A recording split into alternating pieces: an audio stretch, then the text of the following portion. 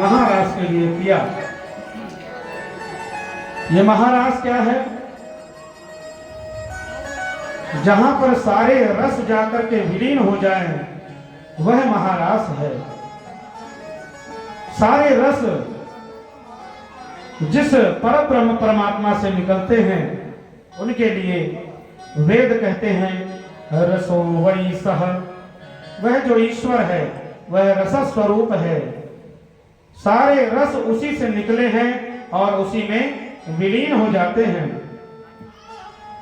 कई पुराणों में रासलीला का वर्णन है और ये लीला साधारण बुद्धि से समझने वाली नहीं है, अपितु इसके लिए भगवान का भक्त होना परम आवश्यक है।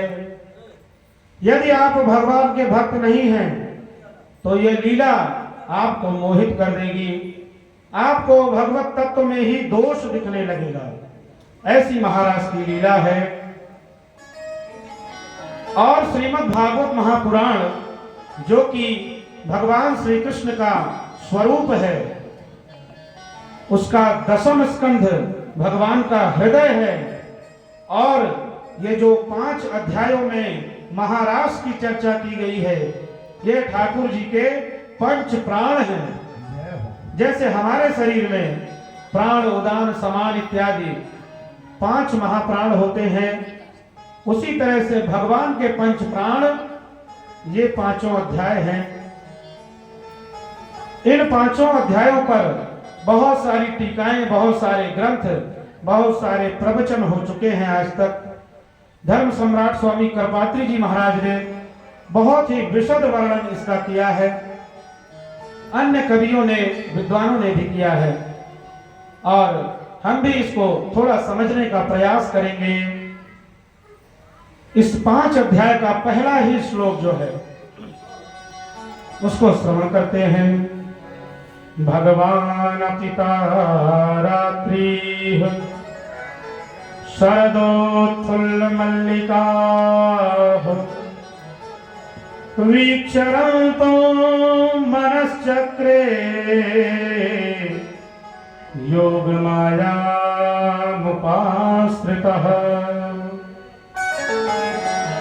शरद पूर्णिमा की रात में भगवान बांके बिहारी वृंदावन में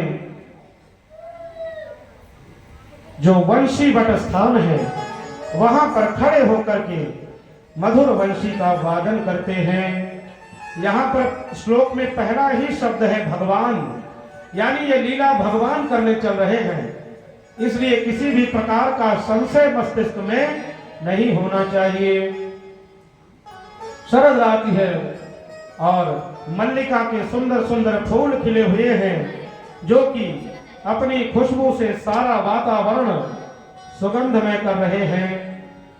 यमुना जी में सुंदर सुंदर कमल खिले हुए हैं। ऐसा सुंदर वातावरण है कि वह कामदेव के मन को भी मोहित करने वाला है।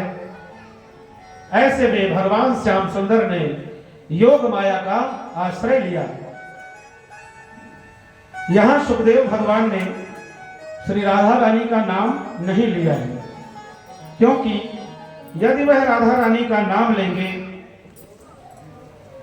तो वो 6 मास की मूर्छा में चले जाएंगे। श्री राधा ऐसा कहते ही वो मूर्छित हो जाते हैं। इसलिए उन्होंने नाना प्रकार के शब्दों में श्री राधा रानी का नाम लिया है। कहीं गोपी कहते हैं, कहीं योगमाया कहते हैं, लेकिन सारे नाम श्री जी के ही हैं। तो उन्होंने राधा रानी का आवाहन किया कि हे श्री जी, आप आइए और आकर के इस लीला को संपूर्ण करिए। श्री राधा रानी का आश्रय ठाकुर जी ले रहे हैं और इतना सुंदर स्वरूप धारण कर रखा है कि सुंदर नीली अलकावलियां हैं, मस्तक पर सुंदर तिलक है, केसर कुमकुम से उनके श्री अंग पर सुंदर चित्रकारी हुई है, पीतांबर धारण कर रखा है, मस्तक पर मोर मुकुट धारण कर रखे हैं और हाथ में वंशी लेकर के सुंदर बंशी का वादन कर रहे हैं। भगवान की जो बंशी है वह पूर्व जन्म में ब्रह्मा जी की मानस पुत्री सरस्वती जी ही है, ऐसा शास्त्र कहते हैं। उस बंशी का नाम महानंदा है। कोई उसे सम्मोहिनी भी कहता है, कोई उसे आनंदिनी भी कहता है और कोई उसे आकर्षणी भी कहता है। कथा यह भी आती है कि एक बंसी बेचने वाला जिसका नाम धनवा था, उससे माता यशोदा ने वह बंसी खरीदी थी और भगवान श्याम सुंदर के हाथों में दी थी। यह भी कथा है कि जब भगवान का जन्म गोकुल में हुआ और सभी देवता उनके दर्शन के लिए आए, तो भगवान शिव भी उनका दर्शन करने आए। तो भगवान शंकर ने दधीच की हड्डियों को घिस घिस करके बड़ी ही सुंदर श्वेत रंग की बंशी बनाई और उसको भगवान श्याम सुंदर को अर्पित की। जब भगवान मथुरा नगरी जाने लगे तो राधा रानी को उसको सौंप करके गए। दोबारा भगवान श्याम सुंदर ने ब्रज से जाने के बाद कभी बंशी नहीं बजाई। बोले भक्त वत्सल भगवान की जय हो। और ब्रजवासी जो भक्तगण हैं उनका तो ये मानना है कि हमारे ठाकुर जी वृंदावन छोड़कर गए ही नहीं। कुछ संतों के ये भी भाव है कि जब मथुरा में वसुदेव जी के घर में भगवान वासुदेव का जन्म हुआ, उसी समय यशोदा जी के गर्भ से दो संतानों ने जन्म लिया। एक तो योग माया पुत्री के रूप में आई और दूसरे नंद नंदन भगवान श्री कृष्ण प्रकट हुए। जब वसुदेव जी अपने लाल को ले जाते हैं गोकुल में, तो दोनों एक में ही विलीन हो जाते हैं। और जब भगवान मथुरा नगरी जाते हैं तो जो वसुदेव नंदन है वह निकल करके चले जाते हैं, लेकिन नंद नंदन भगवान यशोदा नंदन ब्रज में ही रह जाते हैं। ऐसे सुंदर सुंदर रसिकों के भाव हैं। भगवान ने सुंदर बंशी का वादन किया।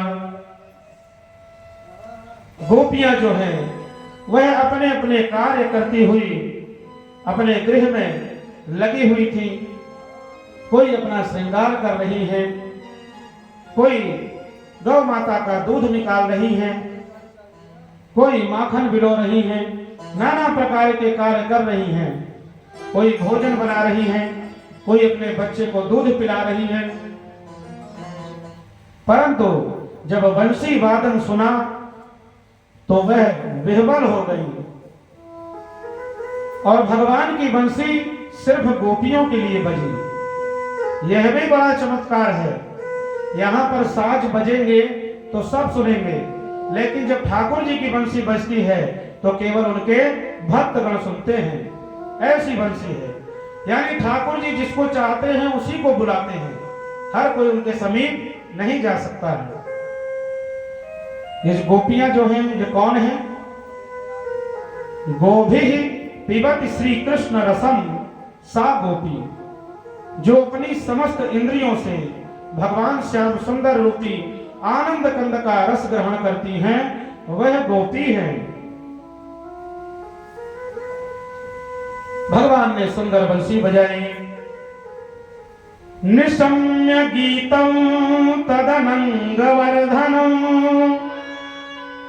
व्रज स्त्रियः कृष्ण गृहीत मानसाः आजगमुरन्योन्यमलक्षितोद्यमाः स यत्र कान्तो जवलोलकुण्डलाः।